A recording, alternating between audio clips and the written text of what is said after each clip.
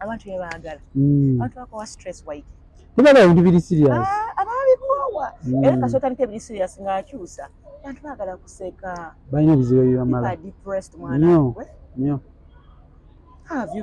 mwana nange gyendi mbadde mukuba abadde depressed naye nga gyendi entalo za mwana wange ezo zembadde namune kati omwana oyo bamukutako nno buteesi nti kati olina omwana nga tomuplaningire naye n'ofulinga in love kuba mwana wange naye mwana olaba bantu bawukana bibaawo okitegeera Ruth abantu bawukana naye kubanga olina omuntu gwewukana naye naye nga ye ali created different okitegeera kati ye nga ye takkiriza nti kakola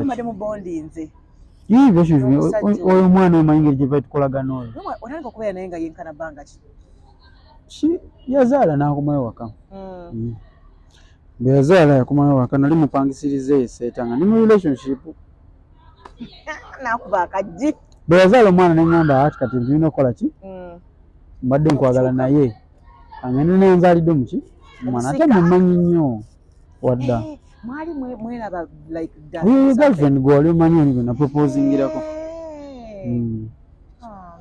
so n'akomayo waka naye nga blood ebintu biba byagaana n'omwana tekyamala because we all have that assumption nti engeri gye mulina omwana mujja kigattawo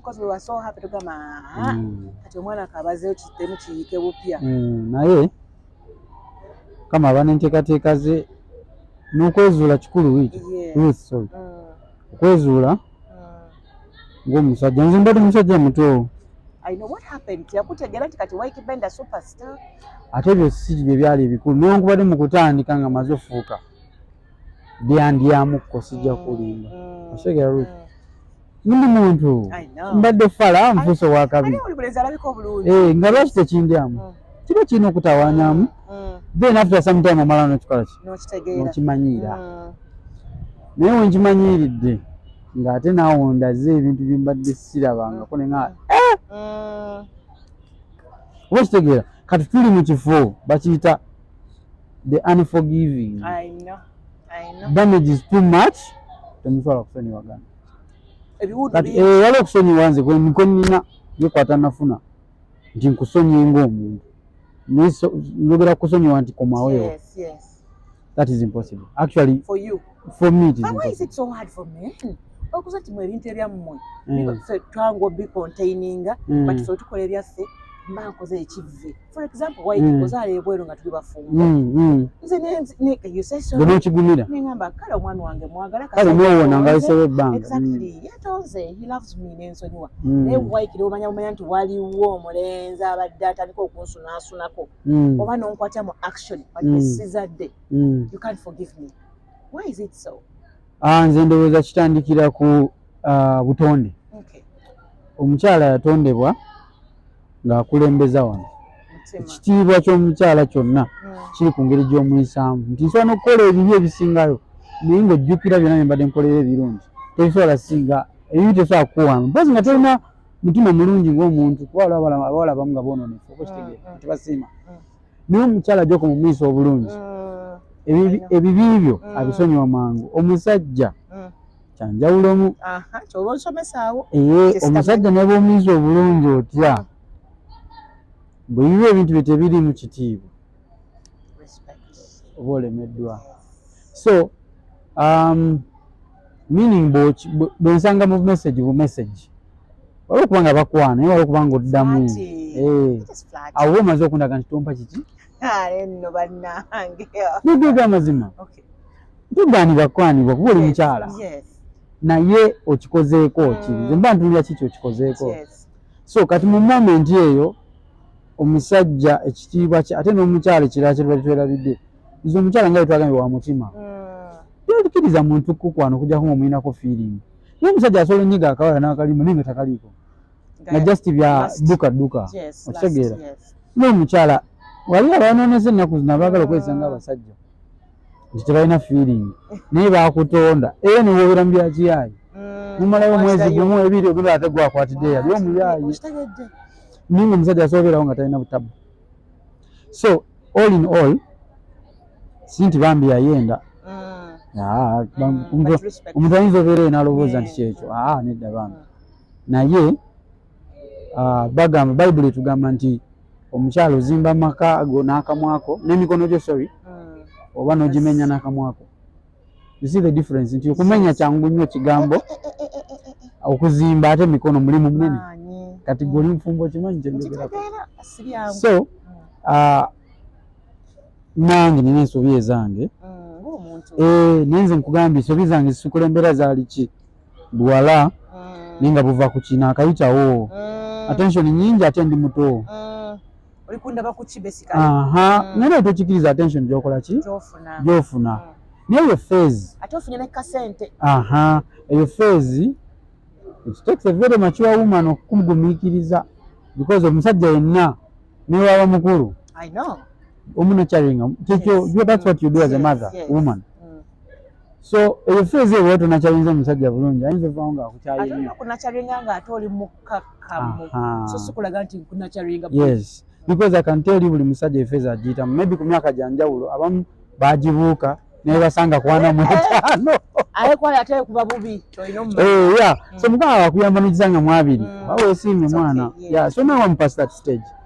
Saawa eno njagala bulamu bwa buvunaanyizibwa unfortunately onkosezza nnyo kati noonya kuyamba mwana wange nakubeera taata eri mwana wange kuba nange ebintu byendabeko ngamba ate nange so abeera naye oba okitegeera tulowooza ku bujja eri mu makkati kati mwembi buli omu asalya muno omusango omwapolitinga afinga but remember that this person nze neesalira n'omusango wadde okyagala nti okusala omusango nze nagwesalira neneenenya byonna namukubira essimu nemusaba tutuule mwenenyeze si nti njagala kudda mu bulamu obwo wabula njagala osumulule omutima I want to release you oba okitegeera bannaaye buli kigambo buli bikolwa nsaba onsonyiwe ku ntobo y'omutima gwo nsaba onsonyiwe kuba si kye nali nkola ki nali simanyi kyenkola nange naye ekyo tekibangawo ku ludda lwe omanyi kye bayita okubeera n'omuntu nga manyi buli kimu ekikyamu kibaliko kivudde ku gwe that is a very dangerous thing. Subaira byonna ebyange bigwera ku ekyo I live in a world of accountability. If I am accountable to you, you are accountable to who? Yes, to me.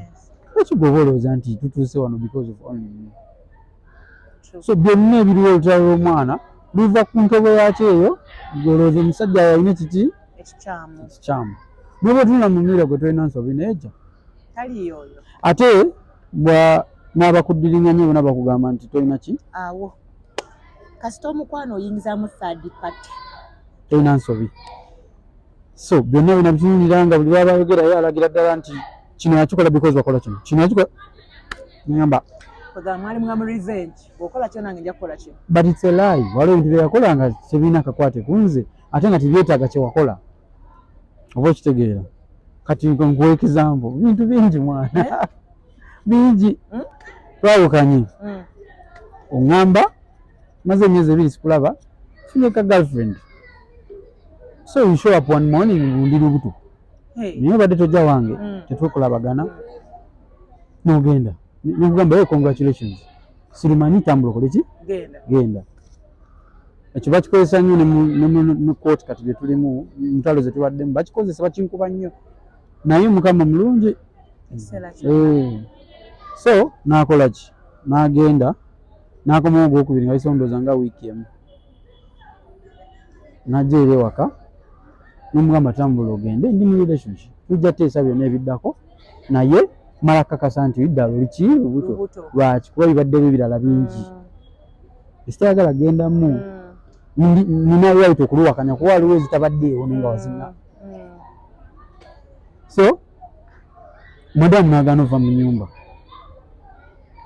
so nkugamba nti wakola ekintu ekisukka ku kyenakoze ndi mu relationship akana omuntu wali taliwo yafulumyemu naye ebintu bye biri so ninkusika nenkufulumya okitegeera because kavuyo kyako ayagala omukazi oli adde akusange okukola kyekyo mwezi weeks 2 ayasiganyini nkusika mu buvunaanyizibwa ekyo nakyo nkirina muki in the back of my mind get out because bw'otamusaba bw'osabye bulungi agaana sina gye nkola ki but how do you handle such a situation so n'omusika n'afuluma straight to police ebintu bimu nga mulimu ganeego omweki kitegeeza okuntwala ku police n'ogamba nti nakukuba nga saakukuba do you know how deep that pain can stay with me forever because kitegeeza osobola akasono okanfumita kubanga nkoze akantu katono nnyo lwaki emotions kimanengeno bagamba obaka abavubuka ati abatawaanya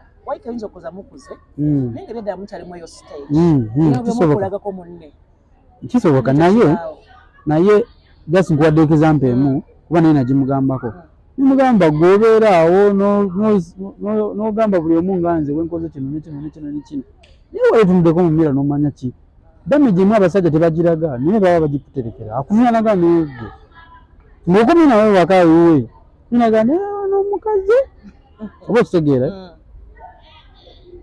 olinga agamba nti nize lunaku I break loose ndi mukutula ddi mbadde awo okumala emyaka egiwera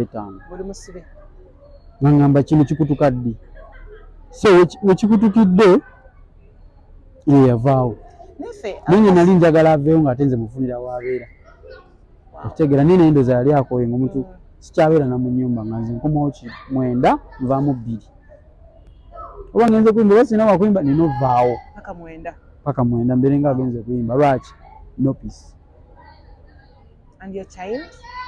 mulabaka ezo essaawa ez'okumakya zembeerawo okitegeera nga lwensobodde nkomawo kunnya ntasoma yali muto nnyo by then nzanyisaamu awo okitegeera naye nga byonna biri mu pain okitegeera bya pain naye nga yo stark omwana teyabeera mu makkati abo mu sikafe eyo kubanga naye alumirizibwamu mu moment eyo twalitubikako twali tetwogera just ng'omulabako bulabi n'ozannya naye n'ovaawo emmere togirya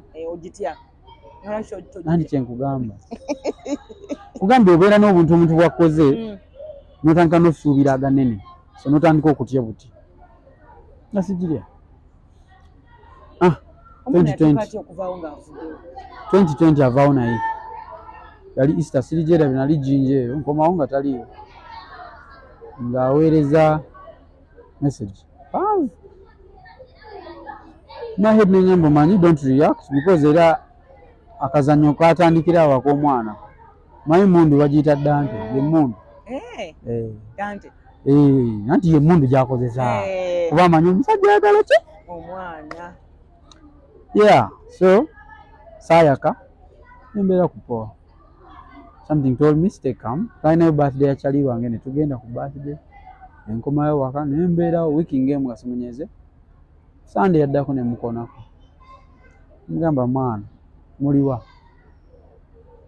we are fine that's what you should know era neŋŋamba lya poa enkwata sente nempeereza nze sibuuzizza zaaki nze nkimanyi weetaaga ki sente so olutalo we lutandikidde olwo lwonna kati egyemyaka 3 2020 2023 April y'omwaka guno giwezezza 3 kyangava ewange so entalo zibadde nyingi omwana ng'omulaba kusooka kwefuula nti oyagala kuddamu kubeera naye koza omusajja asigala musajja tosobola kunsinga kigambo okitegeera so n'omufumbafumba n'omumanipulate nga n'omuwa ku mwana nejjukira naye kiba kimukosa n'akuwa ku mwana jjukira naye kiba kimukosa kuba omaze kimuteekamu nti oyagala kuddayo ate agenda aba okoze ebirala nga biraga si kyoliko eyo naye n'asituka ki n'ayongera ng'asituka so that is 1 year 2022 nagamba kati obuzannyo bukome tukole byaki bya kikulu because amazima gali nti kino kiweddewo bonna zalawo talina gwe batazalawo ani bugambe niyo ebintu byendabye nange nga sibikkiriza olaba nti neswanta anti mpuliriza mukwano olaba nti neswanta mukulu wange eka kubazadde bombi mbalina naye mukulu wange eka bwangamba Benda sirika nsirika okitegeera kuba tinsobi waki Katonda yamusoosa ku nsi tayina I can explicitly say oba authoritatively say baba sazayo ekintu talina so amuyimiriza okujjako etteeka kyova lyengededde kati ebikozi banagamba nti olina kukola kino nekino nekino bw'otakikola ojja ssibibwa gye birimbi manyi nga lwaki tobikole naye nga ngumikiriza ani mu myaka ntumuteeka nga kagamba Ruth muwe bambi chance asooka awone okitegeera bakuvumye naye guma tannawona munno okitegeera nengumikiriza olwo lwonna myaka 2 sivudde mu kigambo kimuvoola naye luli byavanga kuba nange ndi muki muntu but I can tell you now myaka 2 and I'm proud of who I have become because I've been very respectful to her so lumu nga exchange zibaddeyo wakati w'abazadde nkadde we yayogeramu bubi nendyoka nvaako nejjukira nze mbadde nsirikidde emyaka 2 nga bampalabula nno teweerabira olwo nenvaako ne bakifuula tabu I have to vuma okitegeera kyegamba so notulanogaa these are people who only know one thing ate Katonda yansumuludde amaaso ndaba ntegedde kye bayita character bakiyita mu luzungu bakiyita emotional blackmail so they are always playing the victim obusungu bukkirizibwa ku side ki so you're not allowed to get pissed oyingira kiggwe oba kitegeera ngamba so bwe nkugamba nti saawe naye mbadde njogerako byaki ngeza okulaga nti I am certain never in my life can I be with that woman nkimanyi also the parents meet up ngabaza abakulu boogera yes ne mama wange kyalabako teyakikkiriza era taliddamu kulinnya mu meeting byaffe she was embarrassed I know yeah so nagamba manyi Benda nkwagala kankutere mbutezi ki Sala mama because Benda byeko nze sibisobola kitegeera so right now simanyi na lwaki mbyogera nako kati because saagala nsiri wano kono nalinnya lya muntu ba family yaabwe nokize buzi tutogeddeko bogezi kwatudde ku depression naye olaba nze mbadde depressed naye Mukama yansumulula ndooza last year how wakola otya accepting bakuyita kukkiriza your new reality yes nosooka noga in fact nze twagendayo ku poliisi olwo bagamba nti mbavuma mukadde yagenda ku poliisi olaba nti banguyirwa naye nga nze saayangwa okugenda ku poliisi nga byonna ebibaddewo ebiyisibwamu mwana wange simulaba na biki nengendayo nze neneenenya anvuga nze mukuzanya fala nkimanyi neneenenya nembaga naye musooke mutunire ki vaawa obusungu bwavuddewa ndi muzadde mwana mukulu olwe mulabako akatono akaaba Daddy, I want to stay with you. Daddy, I want to stay with you. How old is he? He's now 4 years. Oh dear, ategeera. Naye kuva ebiri kitundu abadde agamba njagala beera naawe. Kagezi nnyo, kana kagezi. So, ebyo byonna abantu balikyasana okutunako ku bulumi buli mu musajja ono. Ate ekinnuma bakimanyi nti omwana mwagala. Fena tukimanyi twali tukiraba. Ate byalaali. Laavu y'omwana yenkumi nga neekomyeko. Omwana ndibadde nsobola okuteekawo embeera. Kuba nogenda n'omubbayo bubbi n'obulawo wetansinga buyaayo naye ng'oyagala omwana aleme kukulaba bw'atyo toyagala ne mwana akulabeko ng'olina ekigambo ky'okuba maama we ebyo byonna obikola lwakuba mwana tokuba yagamba nti ndi lubuto things changed tables are standing up do you think maybe this time around akozesa olubuto era kukola kyekimu nga luli omwana kati tuba takyalina lubuto ali ku mwana nkugambye omwana abadde weapon but now Ruth omwana akuze olwo ebibaddewo mwana tali ku ssomero lwaki mutute mu ssomero ly'ebbeeyi nakugamba essomero lyensobola nowaliza empaka olema ebbeeyi emirimu gyo ne gifa nodda kuki ku zero naye ng'obadde ogambe n'emikwano gyange gimu ng'okigambe nga bw'okola sente nnyingi okunsinga kitegeeza bayita okuvoola omusajja abantu tebamanyi kintu banaye omukazi toyisanga mu maaso tonafuyanga omusajja tonafuyanga omusajja that's the one point gyemanyi nti omusajja oba omuluuzinzi ogende mu mikwano gyo omunafuya ogambe kino simanya talekola kino simanya alekawo sente bwe ziti I don't know where people get these ideas abantu baba kitebabuulirira ensobi sigambe nti nze atuukiridde nekyengeza okugamba oba omusajja okyamwagala because kyekiriwo Nje kiriwo. One person has moved on, another hasn't. Ate gogamba gokyagala, ate gwogenda ng'ovoola buli wamu. Tekikuyamba muzza. Ate okwata wakyamu. So do you think ego ya musajja tebikwata? Singa singa atandika okureforminga. No chance. Oh dear. Musabira just kureforminga afune amwagala. Aterere. Siminaako na busungu. Ate nkigezaako ne kimulaga. Wadde soogera naye essaawa zino kubanga masimu yagagira. Naye mbadde ngamba nti so nensalawo waliwo bibaddewo wano ne ngamba nemanyi omuntu gwe ngumiikiriza akyuke awone si wakola ki ate nze ndaba alekana n'obuzibu obuli mental now, which is depression I think. Namba tukanyamba omwana. Omuyambi otya? Kugenda mu kooti. So si kikola kugendayo mbu kankulageko nkuggyeko omwana because ne application yange nagitunira yaga nti ngamba omwana bamumpeemu maama asooka atereere mumuddize mbere nga mulaba mu program. Ogenda mukola otya kati? Nze mutwale ku ssomero alina ewange wajja ossula. You have time for him? Yes, but I have more time than you people who work there every day. Isimanyi nti abantu bakimanyi nti balooza abayimbi tebalina budde. It's a very wrong assumption. Kankusomeremu. Omuyimbi bw'aba agenda kuyimba ayimba Lwokusatu katugambe Friday ne Saturday. Naye si buli weekend. Isn't that a fact, Ruth? It's a fact. So, Friday bwe mba nyimbye katugambe Jinja. Nze sisulayo. Nzisula mu byalo. Ate si mu bubi. Njagala nnyo obuliri bwange. Lugezigezi. Njagala nnyo obuliri bwange. Ndwalirayo. Nina ebintu byennyinde ebyo. So gana mu kawoteeri eyo n'olwala. N'okomayo ebintu byonna ne bifa. Bw'olwala nti odda waka. Kituufu. So sisulayo era bambi bantu bange babonaabonamuko. So tugenda ne badriver babiri. Bwe tugenda kati ng'eggulu nnyimba 10 tusimbula. Kusatu oba nnyamba ndi Kampala ngangwanga ne bakayo essaawa zange 4. So ewaka nina omukozi. So wekuba kusoma agenda asome. Nze nsobola omukima kuba saamusanvu mba ntunula. Nsiiba waka. Ofisi yange eri wali mbeera wano. Otegeera. So I have more time for your son than the mother bw'aba akolesa we.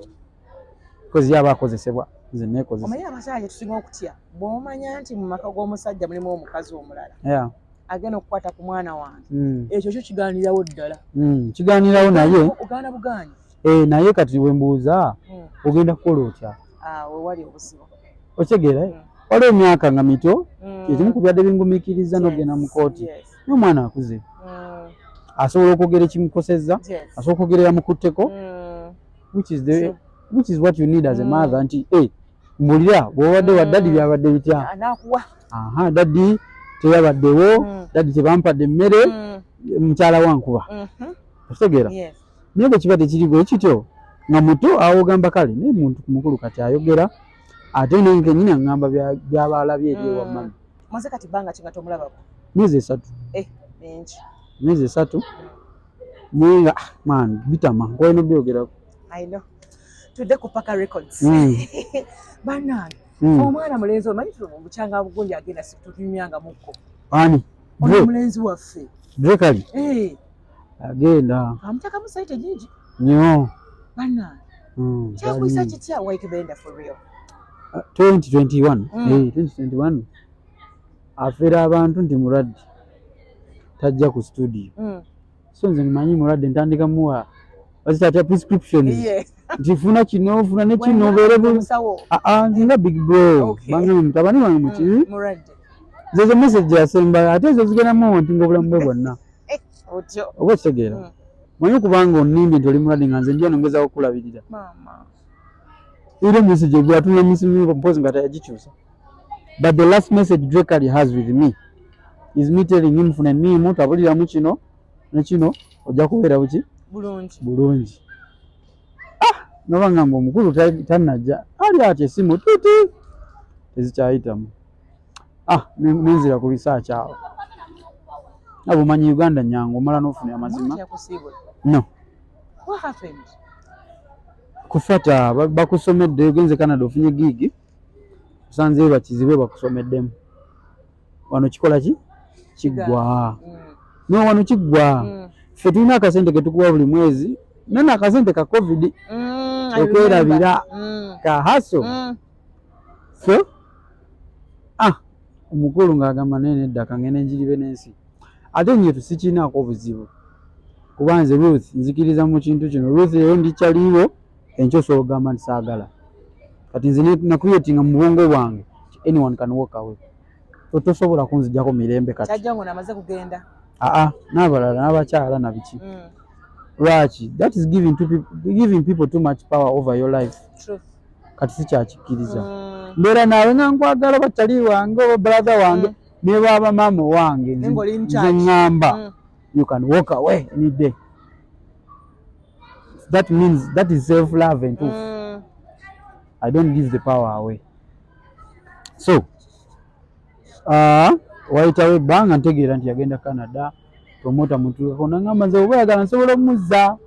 Promota yagamba nsobola omuzza kubuliriza pula nze nabikola ki nabiteekayo. So nsobola ogamba nti ono ali wano mu buki mu bukyanga ngamba omwana muleke okitegeera naye nno mu buzungu obungi naye omuntu kyoli kikukomako n'ogamba togenda.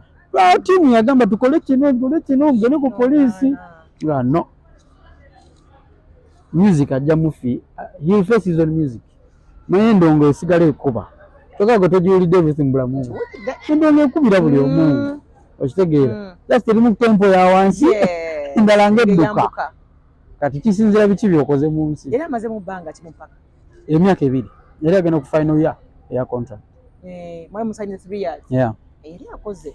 So n'agenda nijjukira agenda tugenda tandika kati kola sente z'omukatale.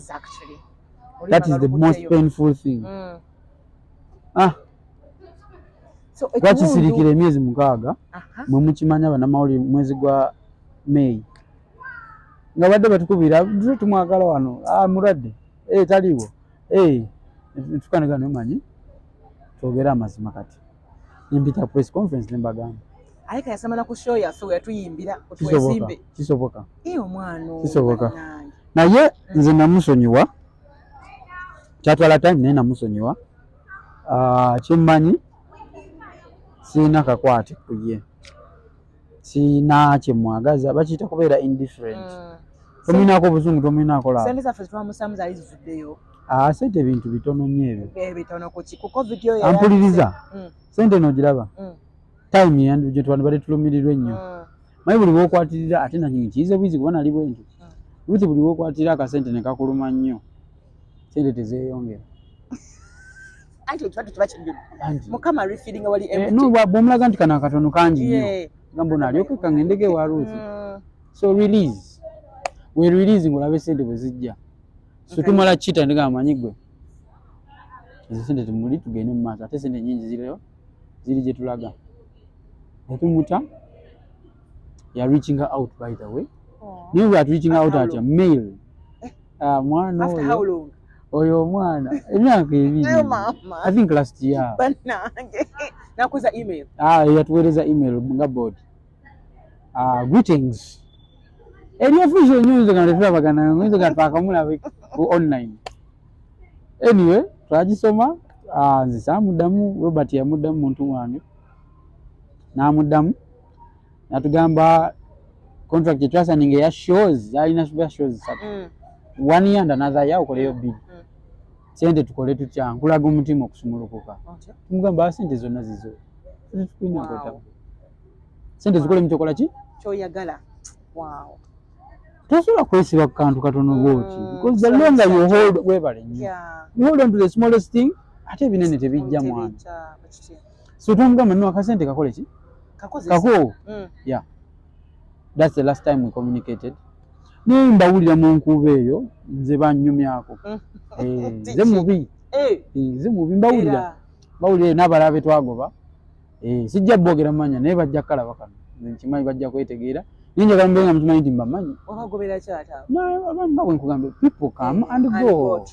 Sikiba nkugobye nti mu bubi. Life has to go on. How long did it take you to heal? Wange balia cali. Yali dene. Because nayiwawo mubiri mullo. Twayiwawo mubiri fenna. Ningo omuntu nayiwawo mubiri. Bazuka ngo tuyita mu mwana wange oyo, mwana wange oyo, mwana wange oyo. Nganze nayimiriza music for 1 year wange.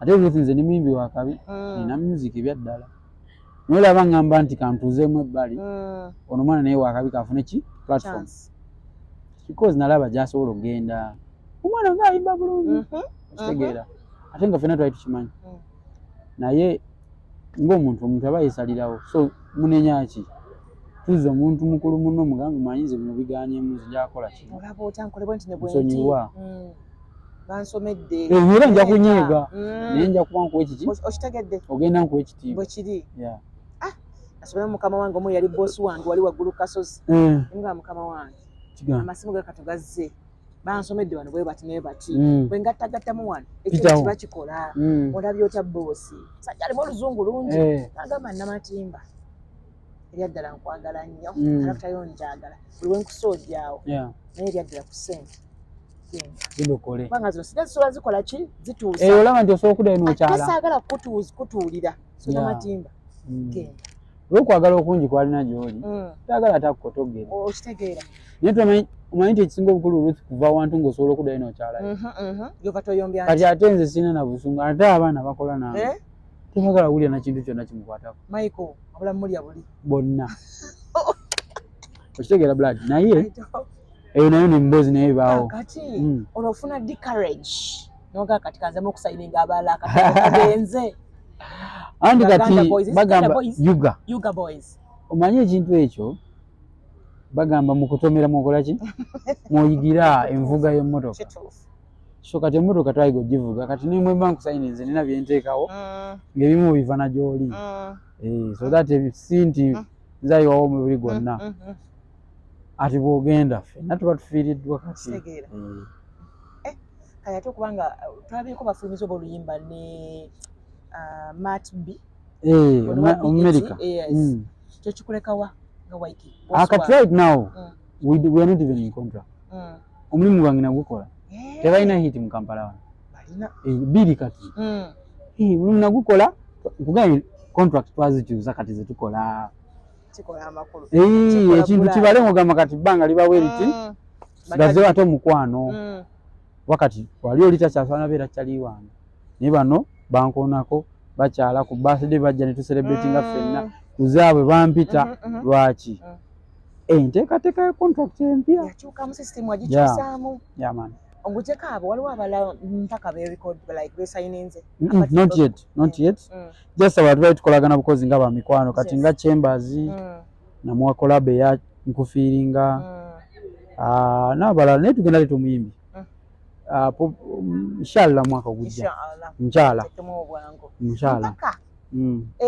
eri kugamba eri ki mpaka kati mpaka erinnya lyakyuka liri mpaka entertainment group lwaki signing abayimbi oba managing talent ekola obulango so what is a group of companies walabe video yange empya eya my baby wagala yakafananyi ne feeling yadde muli ne feeling soko gireke feeling ojja kuleeta ebizibu feeling wogireka dda ku kifaananyi kyewaka kyaffe yes that is how far we have come ebintu bino bya patience naye nga tutobye n'abaana baffe nga tuba traininga mpola mpola ne tusulako n'enjala okitegeera gebuuso badde ngamba waye ng'onkyaye nga nina bigatta mpaka esasula zekyemanyi nze ndi testimony as an influencer yes kati department empya yes omwaka si mwaka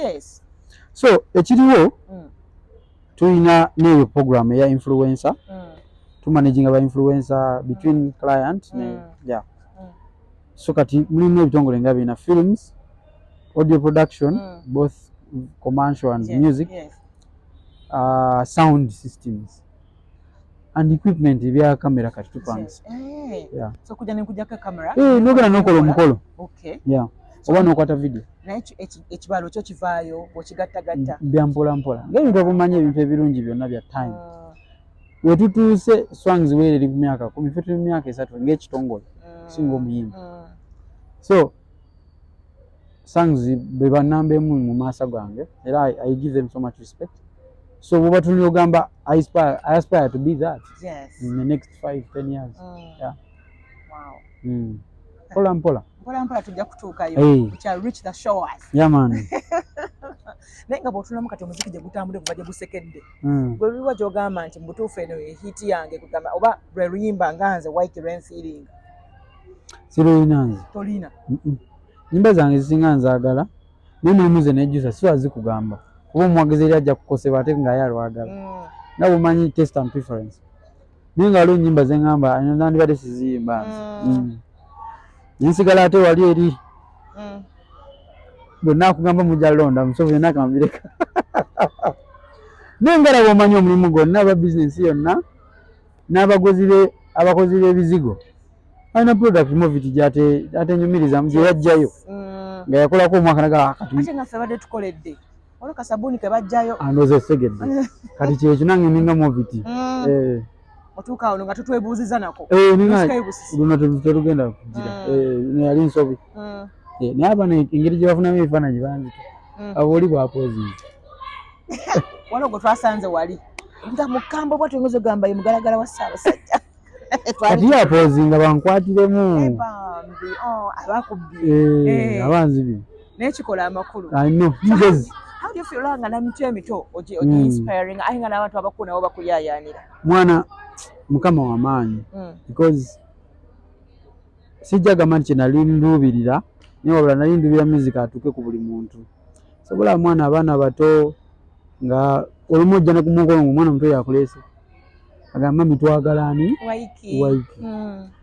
Abantu abakulu ku corporate companies ngezikuleeta obayimbire kizaamu amaanyi naye ate okusinga ddala mwana nze neebaza mukama Roofman si kyangu abayimbi abalungi bangi mu Uganda abamu bansinga n'okunsinga naye tebali wenkola ki wendi so amazima kitiibwa kya mukama.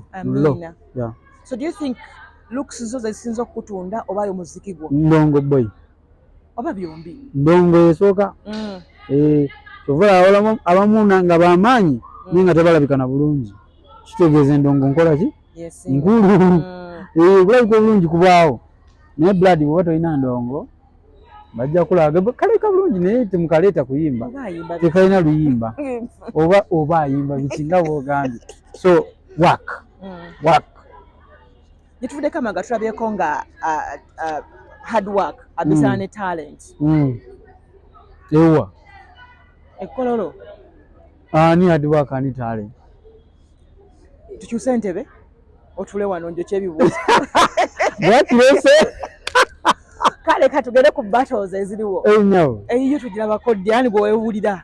Sina gwe neewulira naye simanyi nti wali wansobola ndaba wangi sina gwe neewulira naye sikiwa nti wali wansobola ebyo nno byallo kubanza ebyo kinyakugambyeko emabega nze ndi muyimbi era oba onoonya abayimbi abataano bamanyi live music si kumumanya bumanya nga bamuyimba bulungi Ykee Benda mwali ate nga byallo si kwesudia simanya kweteekamu weepanika top 5 artists live music kwendi top 5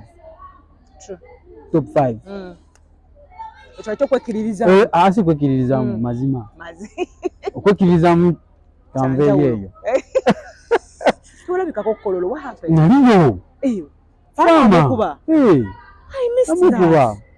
mukuba ne sister wange oyo mwagala nnyo yanzigulira ku nzigi bange so nali ndo supportinga my sister Shiba nze ndoza nanyumirwa buli omu gwa bombi mbagala era nanyumirwa show bonna bayimbi bamaanyi bakabi experience yo wafunayo kwabo okulaba abakyala nga bajjuza kololo si mutono munene abakyala babiri bakabi nga tebagambye nti abayimbi bali 10 oba ndowooza ekyokuyiga ekisookera ddala abakyala babazaamu nnyo amaanyi abayimbi abali mu industry n'omukyala neba toli mu industry ekyo kikusobola okukuleetera okukola ki okwezaamu amaanyi okukola nnyo ekyokubiri industry yafuna vibrance amaanyi tokabiri tumaye banayigana mwagala nnyo ebikoze ebiyise ati ono bw'aba agamba oli nnyumba ono ng'agamba oli ddoboozi oba mugamba mpa data wali akapya akakoze eki akayise so byebyo naye mujja tusonyiwa abamu tetugenda bibakolera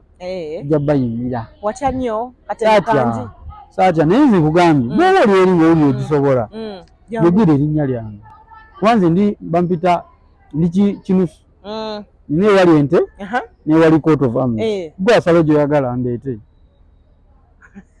okosokutiisa abyallo lewa nange Ykee wano nekomako bweruufi bigambo mbirina I can comment you ebyaddala muwadi ntandika kati gwe nkutomentingire kikyali wange ngamboli nga nnumbye sobola okutomentinga ate nonkyawa byallo olabikako omusajja akaaba amangu mami's boy siri mami's boy naye nga nkaaba mangu ku bintu ndi I'm in touch with my emotions bakiyita batya tiize firimu esobola okunkaabya naye nga ate nze mbeera n'ebizibu byange ne mama wange tamanyi oba baganda bange kati nkugamba ebizibu byange ebyo twali tunyumyako nti babitegedde mwaka guwedde obadde ekyo kimanyi ebizibu bibadde emyaka 3 babitegedde guwedde babiyingiddemu guwedde abange ani abadde abirwana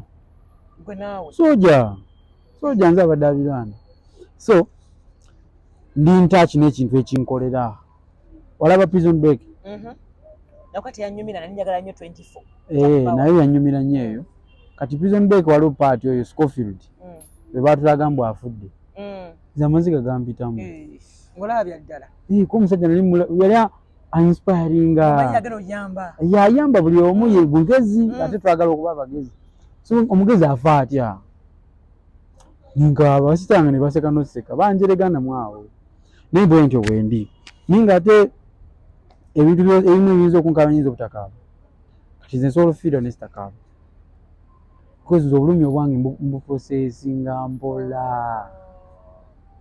ovola depression esobola okukwata it takes time because newebuulirira neneewa banga nayombye naawe nze bwe nzire ewaka nzirenga naye yadde agamba kiwa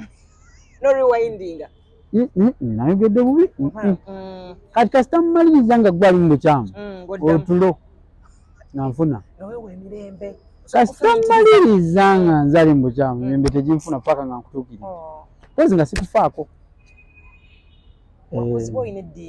nnyo ndi musajja mulokole so kyobola mmanyi nti mu bino byonna gyonna gye bigenda okuggwera genda kuwangula because my heart is in the right place manyi kikulu nnyo omutima okubanga byeyagala okukola bikola mu mutima mulungi sinoonya kucunya mwana wange sinoonya simanya kuswaza famire yange oba eyiye noonya future ya mwana nnungi noba omugamba kaki ng'omutonzi ono gyali alaba emitima gyaffe oyo mwana agenda sigala ayagala taata we kabatulimbi because byenkoze byonna mbadde mbikola mu line ntuufu ekyo kyo kyekinsuza nga neebaka bulungi nnaku ze seebakanga edda naye kati nakugambye nti nakola ki I accepted some things nti when two people separate it may not be as you wanted it to be so omwana ojja mumulaba neera relationship ejjabeera yakusika nebe tugenda mu kooti namaze dokiteeka mu mutwe gange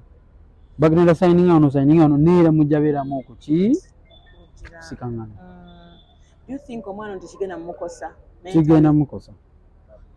kigenda mukosa mwana Ruth tusabire baganda baffe mikwano gyaffe abaana bato bano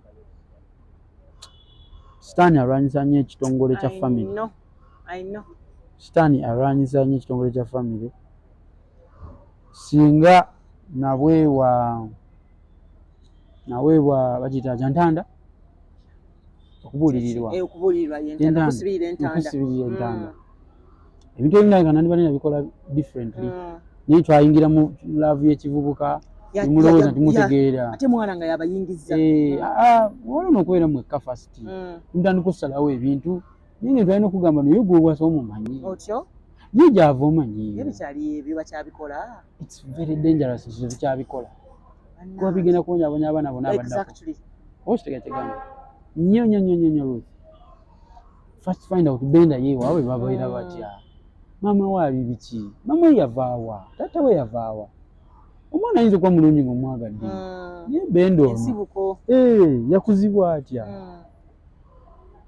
yabeeranga ne taata we oba yabeeranga na bombi ye oba na maama we era katutyogereko ddala muvaawa muli baki abaki mmwe tuva wano mu Uganda wano ewaka Kampala taata wo bw'omutunulira ati ng'omukyotala alimu olukyotala kyotala omusomaali taata wo muki taata wange alimu olusumaali kituufu alimu olunyarwanda alimu omufumbira n'omunyankole kati abamuki bye bina African oba Dalausi Dalausi Joyce kati nze ndi mufumbira mama mufumbira amanya gamatu tugume Wycliffe Mugarura Ronald ninga nkozesa tugume Wycliffe Ykee Benda olijja weeri Ykee Benda liva wa nzikiriza zange ana gani musajja muloko Ykee liva mu Wycliffe wa Wycliffe Benda bulireta blessed every night and day amen so kati nemererwa ntya bamuddamu okwewuunya nze ntambula n'omukisa gwange buli bwogwogera buli bwompita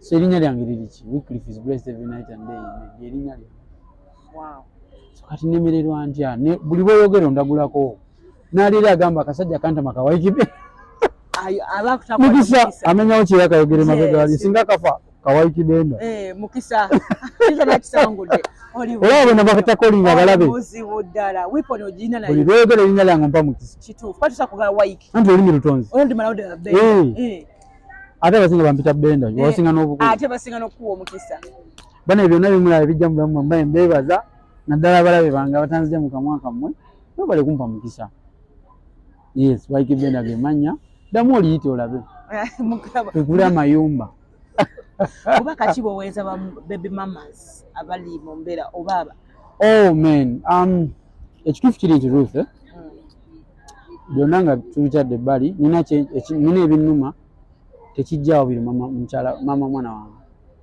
okitegeera this is a young lady who fell in love who wanted to be loved who hoped she had found the future ontegeera kugambyeko nti nzire wakane nekola ki nenebuulirira so bino byonna mbirina mu mutwe gwange lwaki ebigambo nabikendeeza so I feel horrible nti I let her down naye nga bw'omanyi nti ffenna enkolagana enkwata y'ebintu yanjawulo byankoze ate nze binkosezza nnyo ate ne bindaga nti sisobola ate katikola ki kuddawo naawe naye nga naye kati tomunenya nti abikoze nga mukyala I want to tell people nze sina bukyala eri mukyala wange obeera asigala mukyala wange mu nnono oba bwe bamuyita era ne maama we akugamba mukyala wo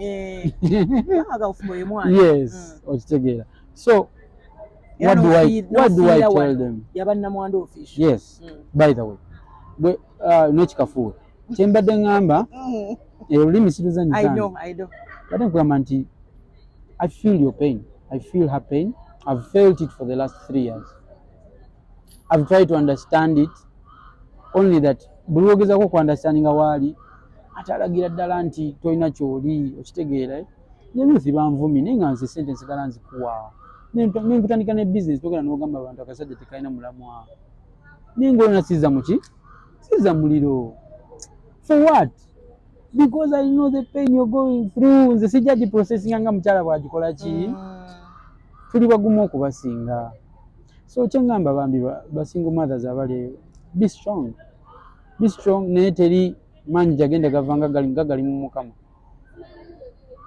ekyo kyekituufu mwana wekwate ku Yesu oba wekwate ku Allah bw'oba oli musiraamu oba mukatuliki Yesu ayitayo kyemmanyi wekwate mu Mukama kuba amaanyi ag'abantu go tegamala kyali wagenda kugumya sigale ng'oddayo wako obeere wekka gwakeera n'okola bino byonna mbirina ku mutima gwange mbirowoozaako oyo mukyala akeera n'agenda n'akola nga bw'asiimula omwana simanya mwambaze n'agenda ku mulimu ne bamumanyirirayo byonna tubisuubira oba ne bamukwatirira manyi harassment gye muyitamu ng'abakyala nadde wako omwana ng'asaba taata we naye ng'olina obusungu ku taata we gamba badde naakuwa support era osigala olina muki obusungu I know my God I know bulumi mukyala we bwayitamu bumanyi but okumanya kwange ate nange kunkosezza emyaka emeka eri life relationship yange n'omwana so lwaki mbyogera ku saawa eno kitegeeza nange ntuuse wenkola ki